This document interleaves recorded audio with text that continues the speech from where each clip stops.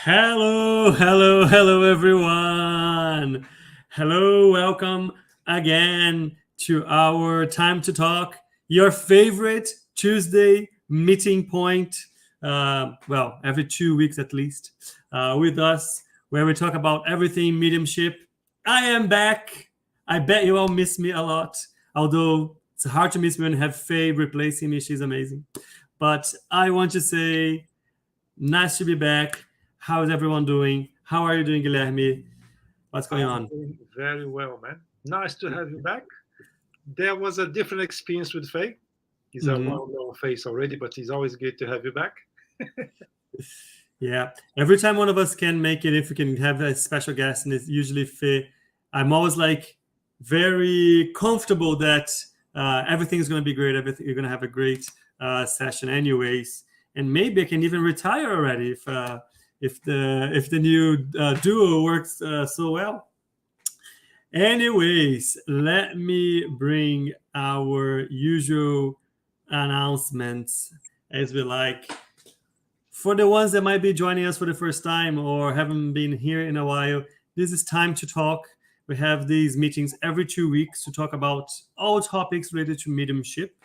It happens on Tuesdays at 8:30 p.m. UK time.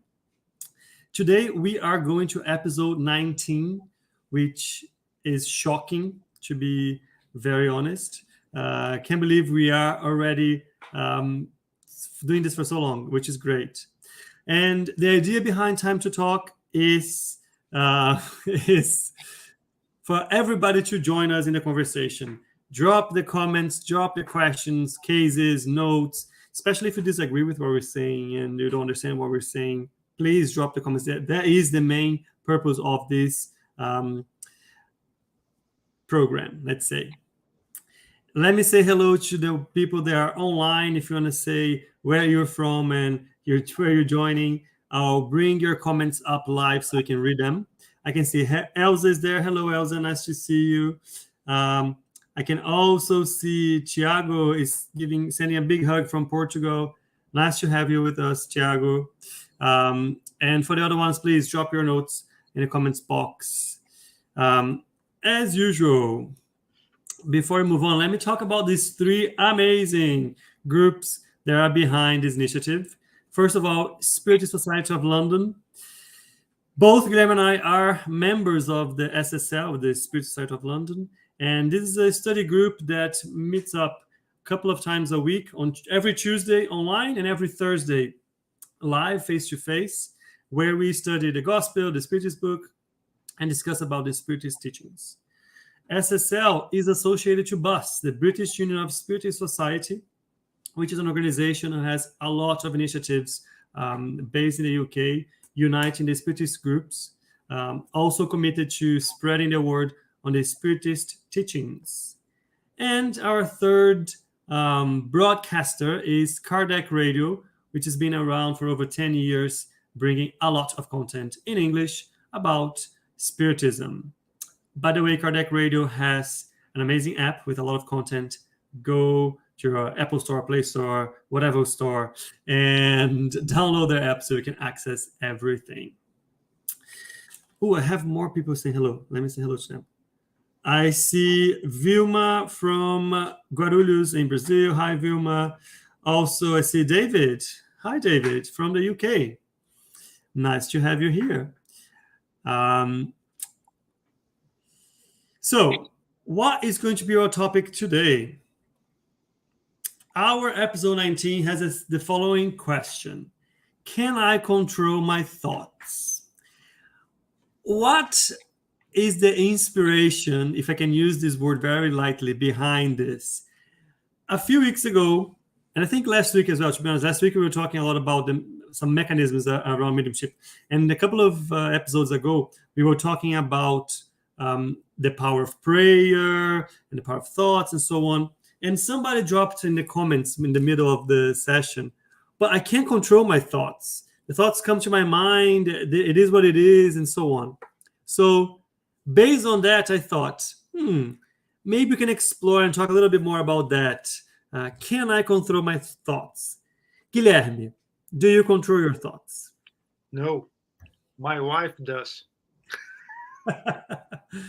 uh, But now, seriously, a part of it.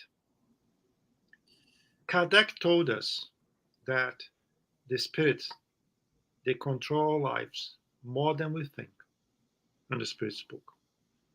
And how that works, they are close to us. They give us what we call intuition. And what is an intuition? Is a friendly thought given by someone that loves us or not.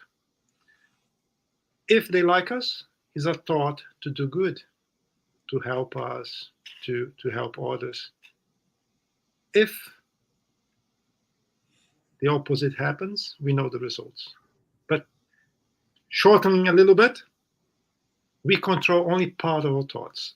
The other part comes from outside, and then it's an exercise to identify where they come from. If they come from within or from outside. you already jumped into and mentioned something that was quite good about intuition. I'm going to touch in a second. I brought a little, definition. And I think that the big, I guess the main value comes from what we do with our thoughts, regardless if they come from us or not. But from once you have the thought in your mind, how do you go about it? I think that's the main thing that probably is more important for us to, I guess, reflect upon. But you said something that I think is incredible, and which is Kardec told us that we are on such a level of influence from the spirits that they more than often they control what's going on in our lives more than we think. And there's also a passage in the Medium's book where Kardec also says that usually we receive more of an influence in terms of ideas and thoughts and intuitions from the good spirits that want to help us than the bad spirits, usually. So that is more available. However, we tend to ignore them a lot more. So even though they are more available to us because they are the ones worried about helping us in long term, change our life, change the way we think, and so on, we insist so much in ignoring them that we end up following the other ones that are more opportunistic, if I can call it, because they will see an affinity with us and jump in and say, oh, there's somebody here that I share this affinity or this similarity with. Let's go try to do this or that together. So not only they control us, but we have more of the good ones trying to help us. We just ignore them. I want to bring just one thing, Rafael. Yeah. We had a question in a study we were doing today from Daniel that matches with what we just said here. And he loves to make questions, and I really like that too. So I'm just hoping that he won't be shy and he will throw some questions on us as well, because I like pretty much the way he does questions. Good. No pressure, David, but please drop your questions and comments in the box as we go along. And let me also say hello to Nancy for joining us. Hi, Nancy. Good to see you here with us. All right, before we go in, I was just trying to bring a quick recap from a couple of sessions ago. And we were talking about thought and will being the two main I guess elements, the things that we should be more focused on, the things that our actions and our progress depend on. It always starts with our thought, and it depends. It starts with a thought, and it depends on our will, how we're going to transform that into action or change what we're about to do or the plans or so on. So those are the two main things that, if you think about how to transform this into actionable items, let's call it, towards our moral progress. But I'm going to read a quick one. Just when we were looking at those elements in a couple of sessions ago, there was this part of the book Seara dos Médiums. Unfortunately, we don't have that book translated into English. But this little item here is a good item for us to understand our action, how we operate as human beings here on Earth incarnated. Thought is the universal language, and understanding that the active brain is a center of waves in constant movement, we are always in correspondence with the object that catches our attention. All spirits are governed by three factors: experience, being the collection of our own thoughts; stimulus, the circumstance that impels us to think, or situation that makes us think about something; and inspiration, external thoughts that we accept or seek. So if we start understanding us as individuals, as people who talk, make decisions, take actions, as active brain, center of waves in constant movement, that is in correspondence with whatever catches our attention. It might be a person in a conversation, it might be an activity at work, it might be a discussion with a family member, it might be watching TV and just receiving that information. We always have three things that play a part in our head, which is our own experience, whatever is stimulating us to think on that specific moment, and whatever other thoughts external to us that come to our mind. If we think about these three items as the base of what we are, because in reality, what we are is the reflection of our actions, our thoughts and our actions, and our words. And all of that is a mix of these three items. We start to piece together options on how can I control, or can I control my thoughts? To answer that question. Based on that, I'm going to bring two quick definitions here, just because we use this a lot, like very interchangeably, and it's not a problem if we do. But just if you stop to think a little bit more about that, there is a book. It is called Mediumship and Gospel, and I have unfortunately I couldn't find the book in English either, but I have the cover here for the book in Portuguese. And this book brings a lot of interesting insights in terms of that connection between the spirits and their thoughts and us, as mediums or not. We know we're all mediums, but ostensive mediums or not ostensive mediums, and how that connection happens. And in the end, we also say, there's intuition or inspired. Intuition, just as a simple term, it provokes a deeper involvement than inspiration. It's like a sudden light bolt, an idea that appears spontaneously and unexpectedly. It's like, oh yeah, I'm going to do this. This is going to happen. That's the idea I have. This is the action I should take, or this is the answer I need, and so on. Inspiration is more subtle, as it says. It's a subtle involvement, ideas and emotions that touch the person in a singular way. It generates a rush to create. So it's like an involvement that helps us put our focus, our attention, our thought, our energy to reflect, generate, create something else. Our intuition is kind of the answer ready that comes to your mind out of nowhere. Do you have those two cases, or can you identify when those things happen to you, Guilherme? Yes. Okay. An example of intuition was, I can say that as example. When we decide to get together to start one activity, we felt like we had to start, myself and you. And it comes in a strong way that is now. We need to start now. It's not like postpone or think about it. We need to start now. So an intuition generates action now. An intuition could happen at your work environment, could happen at home, in our group, study group, for example, or even on the street. Leave that road just now. Don't think about it. Leave now. Few seconds later, where you were standing,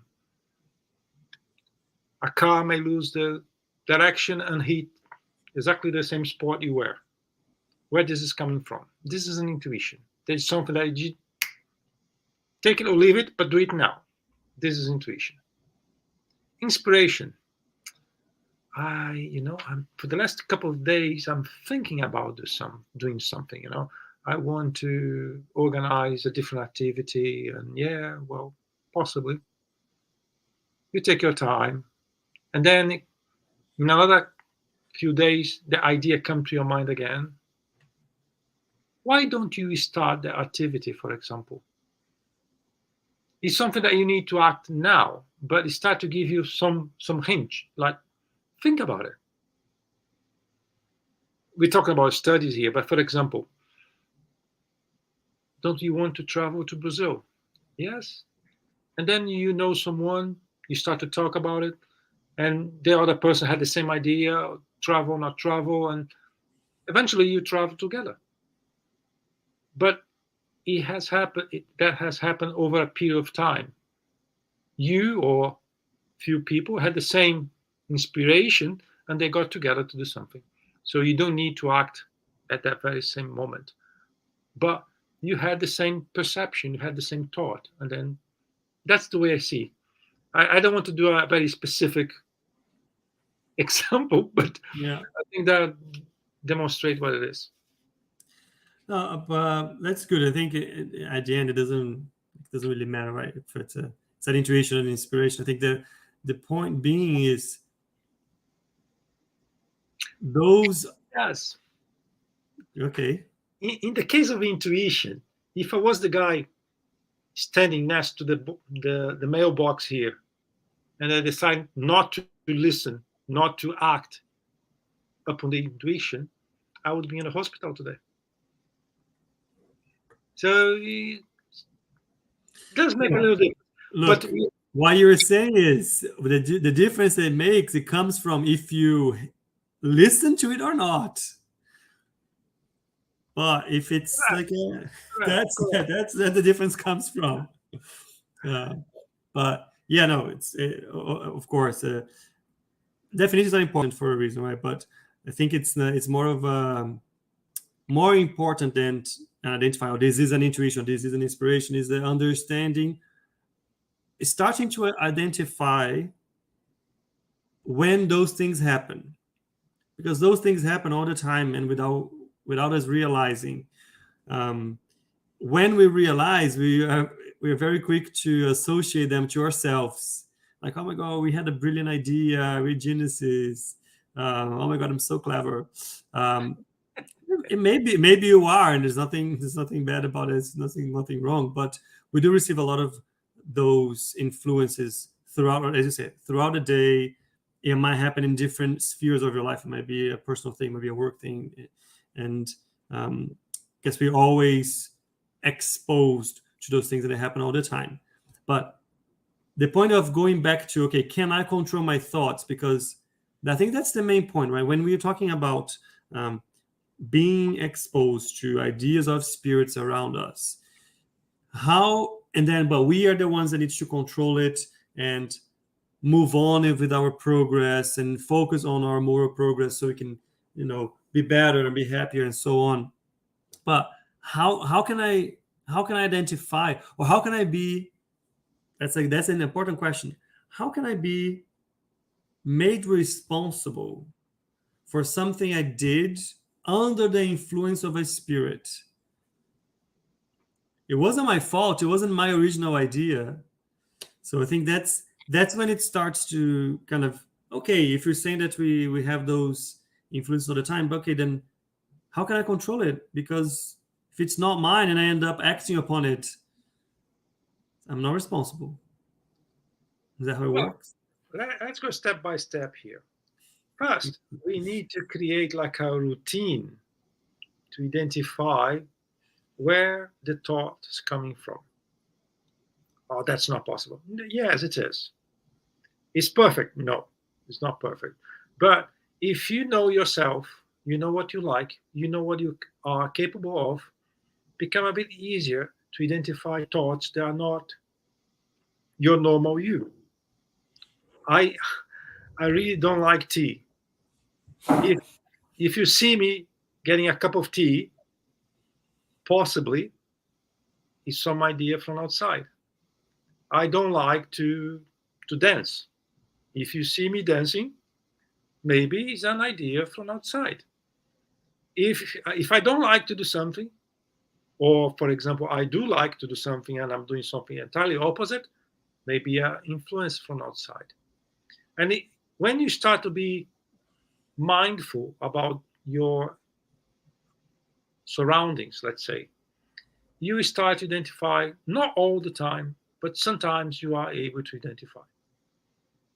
Coming back now to the main question, you are responsible for your actions because you can always stop a thought if the thought is not positive. Likewise, if that thought is positive and is telling you to do something to help someone, to practice charity, and you decide not to do, plays You're out. also responsible. So you need first to create awareness of what is good, what is not. And if the thought is positive, if the result of your thought is positive, doesn't matter where it's coming from. If it's yours, if it's external, do it. It's positive. The result will help someone. Do it. But if the result will harm someone, will make someone else sad, or will not help anything at all in that scenario, for example, you need to learn, and you may listen to that intuition or to that inspiration, but then keep quiet. Don't act. You have the free will to act. So that's why you are responsible for your actions. Doesn't matter if the thought is yours or not. You mentioned something that I think is probably the key, I guess, lesson in this topic, which is the thoughts come to us. We might not control the arrival of the ideas or the thoughts, but we all have the ability to think, to rationalize, to question. So is what we do with that thought, that is the key. That's the key. That's the main element. With the how, with the question, can I control my thoughts? In that sense, yes. You might not control yet which thoughts will arrive and be captured in your mind. But if you're gonna nurture the thought, give it action, give it airtime, or if you're going to say, you know what, no, this doesn't make sense, I'm going to think about something else, I'm going to read something else, I'm going to argue against the thoughts in my head, say, no, this is not right, and so on. And I think that's what you said. It's the being aware of your thoughts, I guess, is the key requirement for that. But there is a trick here. We may not control every thought that may come to us externally, but we can minimize our surroundings to ensure that the great majority of the thoughts will be positive. How can we do that? So we talked about affinity. We talked about a few weeks ago, we talked about affinity, we talked about similarities. It's all dependent on your companions, right? It's all dependent on what do you do? What are you doing with your actions, with your time, with your thoughts? What kind of work are you involved with? What kind of activities are you involved with? what kind of readings and thoughts and reflections are you involved with, because that is going to reflect on the companions that you have around you, and therefore the thoughts, the waves of thoughts that will circulate around you.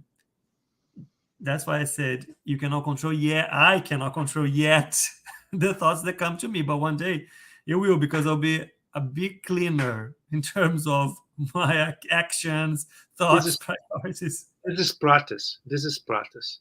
As we move along, things become easier. And by the way, I think we have the first question from David. We do. So David is asking, is there a difference in the way you receive thoughts of your own and thoughts from another spirit? Who's going to answer? I'll give you the pleasure. You give me the pleasure to answer. I'll give you the pleasure to answer the question. Very good. I have first to start to talk about spirit. We are a spirit, incarnated, but we are a spirit. I think we all agree with that, right? Mm-hmm. So the spirit creates a sequence of thoughts inside his or her all on perispirit. So the thought is a consequence of what the spirit thought inside her perispirit, and then it is transferred to our physical body. Where it is transferred? It is transferred to our brain. That's the first step. We understand that everything comes from our spirit. Any thought that we generate is not a result of a chemical reaction. It's a result of a being, our spiritual being, thinking, right? So I may generate a thought myself that's coming to me. So that's very good. But now we have to think that discarnated spirits may come closer to us, and in that position, they may get in touch with our own spiritual body and transfer between his or her spiritual body to our spiritual body. So the mechanism after this perispirit to perispirit contact is the same. The thought comes to your brain and then you think about it. But we need to understand the spiritual body differences. And that's what makes the difference to, well, my explanation may make things complicated, but that's the way one spirit may transfer his thought to my spirit. So it's between perispirit to perispirit. So now David is thinking, what I have done. I was not expecting an answer like that. I think I like your explanation, Guilherme. I think I would put it in a separate, in a different way. I would say I like to always compare our minds, not our minds, probably our perispiritual brain as antennas, and our minds are the ones, the mind being the spirit, are the generators of the waves, the thoughts, the ideas. And we all have antennas, and I said the antenna is in this moment in the perispirit, and that this antenna can capture the waves that are generated in our own minds that comes from our spirits, or the minds around that are sending like a radar. Our antenna is a radar, sending like the waves with the ideas. So it's in a sense you're capturing ideas, but sometimes it's from yourself and sometimes it's not from yourself. I don't know if that's better, if that's better or worse. It's just another way. It is a good way to think about it. And we have to remember, mediumship happens exactly with the same principle. Spirit to perispirit. We all are mediums, right? So when we're talking about intuition and things like that, it's because you have a degree of sensibility. If you have more sensibility, you have other options, other possibilities. But everything happens exactly through the same mechanism. Yeah. I guess Guilherme answered this question. I think that's probably coming from Elsa, just because we're talking about perispirits. Just what is the perispirit for newcomers, for the people that are just joining us? Guilherme kind of already said it, but I guess we can explain this as we are formed of three main elements. Let's say, as people here, we have our spirit, it's our soul that lives on. We have our physical body, this one that we can touch and feel and look and taste. And we have a in between. It's like a glue, let's call it. That is also matter, but it's matter in a more ethereal way. That is a connection. Is what links our spirit to our body, and that connection happens at molecular level. So in the end, our perispirit is pretty much like has the same shape. It's like a copy.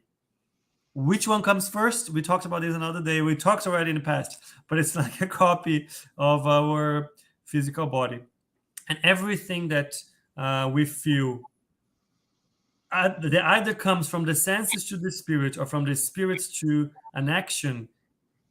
If it goes through those three elements, it might start in the body and reach the spirit to the perispirit, or it might start in the spirit and reaches the body through the perispirit. Just one comment to finish that. Yeah. Perispirit. Perispirit is the blueprint of a physical body. So just to give you an idea of how complicated can be your spiritual body or your perispirit, it is the blueprint of your physical body. That is a good way of putting it. Let me go back to our discussions about inspiration and intuition, because we were talking very generically about those items. And I want to have a reflection specifically about ostensive mediums. Because you explained that medium, what we were talking about in terms of how we receive the thoughts and so on, that's pretty much what happens with ostensive mediums in very simplistic terms. And if for us, if I can call myself not an ostensive medium, and it's important to have that awareness in this exercise, it has to be something that is going on constantly, and it's a habit, right? You need to start practicing until it becomes something that you do automatically. But if you need to have the awareness and the questioning of our thoughts, how important is that then for somebody who is an ostensive medium, who is receiving a message through the speech or through their ideas, through their mind, or depending on how they receive the messages to write, if the message goes straight to the arm or if it goes through their minds. So how is that? How would you put that? How is that different? And how more important is that for an ostensive medium?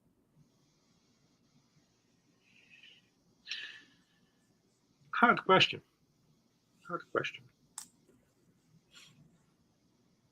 I think that the most important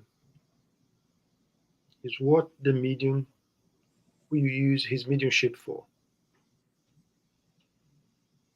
Medium, as we call medium with Jesus, according to the Spiritism, is a mediumship that's only used to practice charity.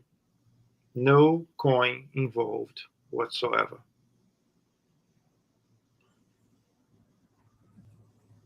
When you have established what you want to do, what is the goal you want to achieve, then you have to start to practicing to identify what is your better skills, if you like. Because some mediums, they only write. Some mediums, they only talk. And there's only one way to know what you are, is performing some experimentations to identify what you feel better performing, or what you perform better, if you like. I used to say that the medium is a go-between. And that's what the medium is supposed to be, a go-between. The spirit will use the medium. The medium, in theory, don't care about what the message is. Try to reduce his implication in the message. And then someone else that we call indoctrinators, they will analyze the content of the message. So I'm not sure if I'm answering your original question, because the spectrum is so large. Yeah. But I would say the most important is look the result of what you are doing. Yep. Yeah. If your message, written, spoken, or intuition, whatever, is to help others, really help others, not to kind of fake you're helping others, really helping others, you won't gain anything from it. Yeah, it's a good start. Yeah. But I think that you hit the nail in the head, which is you need always to assess if when you're talking about an idea, you have to be aware and question that idea and the reflections that come with that idea, if you're going to stop it or you're going to nurture it. When you're talking about mediumistic work, it's pretty much the same thing. What is the result of the message that you're receiving, or what is that work of that mediumistic event or occurrence generating or impacting? Is it something positive? It doesn't make sense. What's behind the message and so on. So having those questions, questioning those messages is the same thing that we do when we're talking about our thoughts. Is questioning them in terms of, does that make sense? Is it correct? Is it really for a greater good? Is it going to help? Is it clarifying something? Is it making more confused? What kind of language is it using? Is it just a matter of format and language instead of benefit it can generate? May I give an example of what you should not do with a mediumship? Yeah. We were in our Spiritist center, and one particular day of the week, we used to open our doors to receive people that needed to talk, to have some kind of guidance, to explain what is going on with them. Because sometimes if you explain that you're seeing spirits with a doctor, you think you're crazy. So they try to go to speak to someone that may believe them. And one day, a lady came to our institution, and one of the mediums straight away, "Oh dear, there's a very ugly spirit following you. I think you're having a bad time, don't you? Because this spirit is not happy with you at all. He's very dark, he's depressed." And then we had to come back after this little event to fix what has been done. What was the result of this message, this comment, unfortunate comment that person did? That lady, she was kind of in distress. She was more concerned about it. She told the assistant that she was in a kind of pre-depression that was identified by her doctor. So did not help her depression at all. She was afraid about spirits. After that conversation, she was more afraid about spirits. Those three things I said that the person had, and that kind of talk did not improve at all, could have led that person to make a bad decision. That was not the case. But let's think about if that person had suicidal thoughts and coming to a place to be helped. And that person that I think is a medium, because she came to me talking to that I was a spirit in my neck and trying to make me feel bad and things like that, plus my suicidal thought, that's it. There's no reason to be here anymore. I'll kill myself. So mediums are responsible for what they say. We are responsible for what we do. If we have mediumship, we need to know what to do, when to do. And in case of that example, what would be the correct way to do? Say nothing. Let's help that lady, and let's help that spirit. And there are tools for that. So we need to be very careful. So when I was saying, what we want for our mediumship, it's just to say that I'm medium, to start to blah, blah, blah, and say things that we shouldn't say. We need to be very careful, because anything we do and anything we don't, we are responsible for it. Very good example. I have a few questions from our friends here that I bring. Two of them are a bit connected. So the first one is about premonition. Let me find it. So here. Is premonition a kind of intuition or inspiration?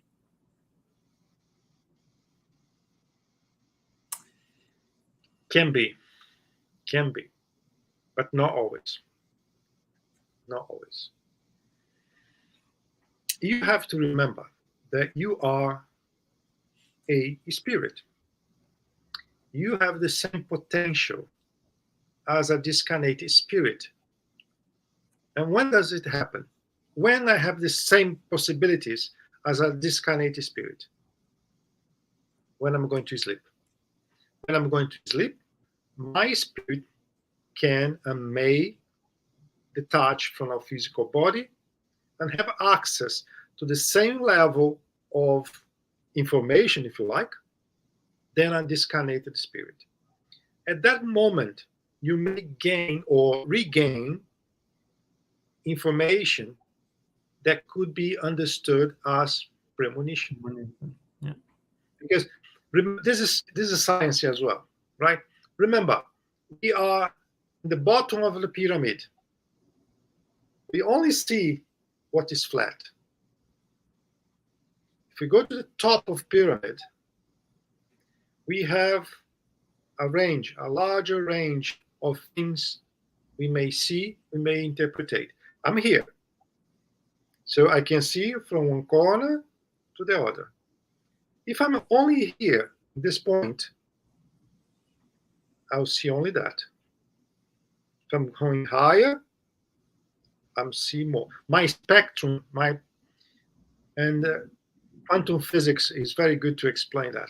My spectrum of perception increases depending how I can see. So what you interpret a premonition could be one spirit that comes closer. Hey, Gil, something like that may happen. Or maybe myself. When I detach from my body, I gain or regain that information. And when I wake up, oh dear, I thought about that. So there's no 100% rule of that, but it is a possibility. Perfect. Nothing to add. The other question I have is from Ebony, and oh dear, Ebony has great questions always. Yes. Her question is: can one be telepathic and not be an ostensive, intuitive medium? I had to think about this, and I had more time to think because I read the question before. You're cheating. I'm cheating. What I was going to say was, without being too worried about how we classify a medium, if this is an ostensive intuitive medium or this is a telepathic medium. I think in the end that's a detail. But I would say no. Let's see, Guilherme. Telepathy is No. not mediumship. Telepathy is not mediumship. But there are lots of similarities. Telepathy is when you send your thought to someone. Then I got it wrong. No, Because I'm not saying who's wrong. I'm not saying who's right, who's wrong. I'm just no. You go. You develop your thought. Develop your thought. I'm trying to go in a different direction. Yeah. I will send my thought to Rafael. If we vibrate in the same, if we create a resonance of thought, my thought may travel. He will perceive. Doesn't matter where he is. I can be here. It can be the other side of the world, and that message will happen. And this is scientifically proven. Scientists have performed tests to identify telepathy and how it works. They couldn't figure out exactly how it works, but they could figure out the mechanism that is working. They could prove it. And in the recent past, they identified that when you split a cell, the cell is submitted to a type of situation here, start to vibrate here, the other half start to vibrate in a different country. That was performed, I think, in Europe. So that's what telepathy is. And an example of telepathy is, I miss so much my friend. The phone started ringing. Oh, I was talking about you. I wonder, what is that? This is telepathy, right? And it happens more often than we think. It happens to all of us. This is telepathy. Remember, we all are immersed in what we call universal cosmic fluid that sends everything. We are all in this fluid. So if you vibrate here, resonates there.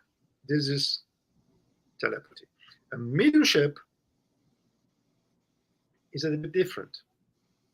It's a spirit coming closer to your perispirit. So we have perispirit to perispirit. And when they start to get really together is when the phenomena happens. So my take is that intuition is one thing, telepathy is another, mediumship is another. Right. So you understand is the telepathy is only in between two incarnate spirits? No. Because that's what I would probably think upon, is that if I think about telepathy being the ability of somebody to send or communicate or receive thoughts and so on with another spirit, then that's pretty much I would say it's comparable to an intuition that you receive from a spirit. I can see that point. There are similarities, as I said, but the way the spirits communicate between themselves is through intuition, is through telepathy, right? The ways they can communicate with us, we can say it's through telepathy. But mediumship is when you're channeling something. One spirit use your physical body to send a message. It's not a kind of communication. We can have a telepathic communication with the spirit as well. But this does not configure mediumship. Mediumship is when we channel, when we are channeling a spirit. Okay. It's not when we're talking to the spirit. That's a how can I say? It's a gray area. But I think if we split that, it's easier to understand the information. Yeah. Or not. I get it. I know. I get it. I think, yeah, there are situations where you can have somebody who is telepathic, but is not a medium because it's not receiving a message through mediumship in terms of disconnected spirits using the paraspirit to send and so on. Okay. The last of the three. More complicated, huh? It's fine. If we, I think the point of this is to bring those questions, make us think, right, and have an idea. The last of the big questions I have here is from Munir. Oh dear, that would be a hard one, I guess. Munir is saying, don't we always tint external thoughts with our own anemic interference? I never heard about that, Munir. And my honest answer is, I don't know. What I know is that when we are channeling, when we are writing or speaking an information from one spirit, yes, we will interfere. Some mediums more than others, yes. But when I have an external thought, like an intuition or even a telepathic conversation, I don't know. And if you ask me like that, what do you think? I don't think it does. I don't think we will interfere with external thought like that. Because I'm not conducting the information. I'm just receiving the information. I believe that I will tint the information when I receive and allow that to go somewhere, in writing or spoken. I don't think I will. I cannot change the information when I only receive. But when I'm a receiver and a transmitter, when I'm transmitting the information, then I will add my share of the talk or the writing. But the way I said it, the question would be easier. But I love that question very much. If I have to choose yes or no. Yeah. If you had to choose, what would you say? No? I would say no. Okay. But I think that goes back to the question from David, right? How can we identify, or how do we know what's the difference between, I guess, how to identify the difference between our thoughts and an external thought? I think if you're talking about an ostensive medium receiving a message, you know what the right answer is? The right answer is it depends. It depends. It depends on the medium, depends on the situation, depends on how they receive, it depends what they send. Because I think that's what I know of from talking to mediums, that some people, they don't receive the message, or they don't perceive the message as clearly yet.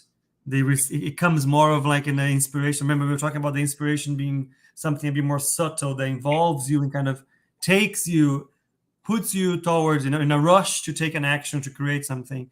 And some others are a bit more, this is the word that is coming, word by word, and so on. So I think it depends. I think you might have situations where you do, and you have situations where you don't. Something came to my mind. Mm-hmm. In a leadership meeting, some people, sometimes when they are acting as indoctrinator, they have a perception of what is going on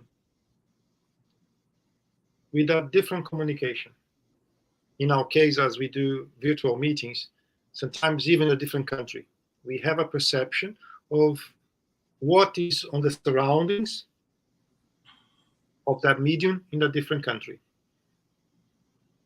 We are not transmitting the information. We are just receiving the information of, and André Luiz explained how that happens in his books.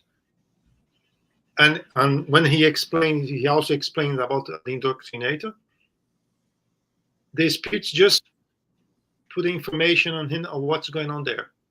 But the indoctrinator does not transform this information in a psychography or anything else. He just had that hint of what is going on there. So I think there is no interference when you, as I said, when you receive the information, there is no interference. When you transmit the information, you have more chances to interfere. Yeah. But it is not. This is not casting stone. This is an interesting reflection, because I see Ebony, for instance, thought this was unavoidable. I said, I think it is unavoidable, no. And on the other hand, David said, like you were describing, the thought itself, there's no tint as a question, right? So you see, I think I would probably still land in it depends. Very polite. Yeah, it's a good compromise. I'm like Switzerland. Don't take any sides. Nice, good. These are all the questions we had for today. But I want to bring a quick message also from the book Mediumship and the Gospel, and because again, as we're talking about influence, inspiration, intuition, and so on, how that happens to everyone, and how that happens more intensely to mediums, the importance for everyone, and especially for mediums to, I guess, be aware, and the question that we need to pose in the ideas and thoughts that come to our minds, and in the messages and actions that come from mediumistic work. But there's another question that comes with it, which is why do we have so many spirits just going around trying to get involved or influencing us and so on? And in this book, the mediumship and the gospel, there's a little part that explains to us a little bit about inspiration and about how the things that we are used to do, the work we are involved with, the initiatives we have in our lives as incarnate spirits, so the things we want to achieve, the things we want to change, and so on, how those things, if they are not concluded and left unfinished, we carry them with us. We still want to work on that initiative and conclude those things. And how we do that? We get involved, get closer to people who might be involved in a similar initiative, in a similar activity. And that is one of the ways that spirits are influencing us, because they are moving forward the plans that they had in the past as well, by helping us, and we are helping them.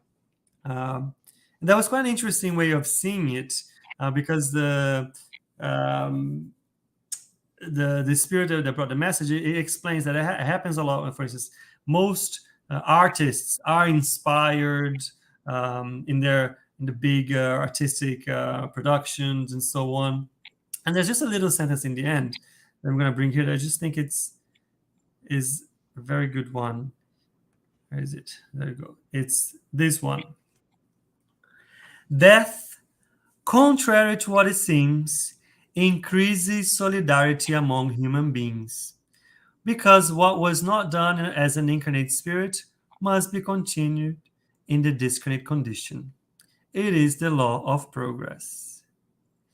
So I'll leave that just as a reminder, as Kardec said, that there are more good spirits trying to help us than the other way around. The problem is that, unfortunately, we do not listen to them as much as we listen to the other ones. But in the end, it's all governed by the law of progress. And this interaction helps us and them to move forward in our development. And that's how I'm going to close. Right. A few announcements before we say goodbyes, as usual. Next week, same time, same channel, you have our Nosolar study, which is the Astro City book with Guilherme. We also have on Saturdays our Mediums book course. So if you want to join us, yes, yeah, you want to join something? Yeah. Not July is 8 o'clock, not 8:30. 8 o'clock. Yes. My bad. Then on Saturdays, 10:30 to 11:30, we're doing the Mediums book. If you want to join us, have the details there. You can also find the details in our pages. Coffee break every Wednesday. There's a little chat on Genesis tomorrow with Muni. And tomorrow I also have Spiritual Light. Tomorrow we're going to talk about the Promised Consoler, also on here on YouTube. That was it for today. I want to say thank you, everyone, for joining us, sending your questions and comments. This was pretty good. And I hope to see you in 2 weeks. Goodbye from me, Guilherme. Well, I need to thank you all for your questions, your participation. You made my life easier. Thanks a lot, and see you in 2 weeks' time, guys. I don't know if it was easier. There were some tough questions, but they were very good. Very, very good indeed. Make me thinking, and I'm still thinking, by the way. Yeah. Very good one. Thank you, everyone. Thank you. See you in 2 weeks. Bye.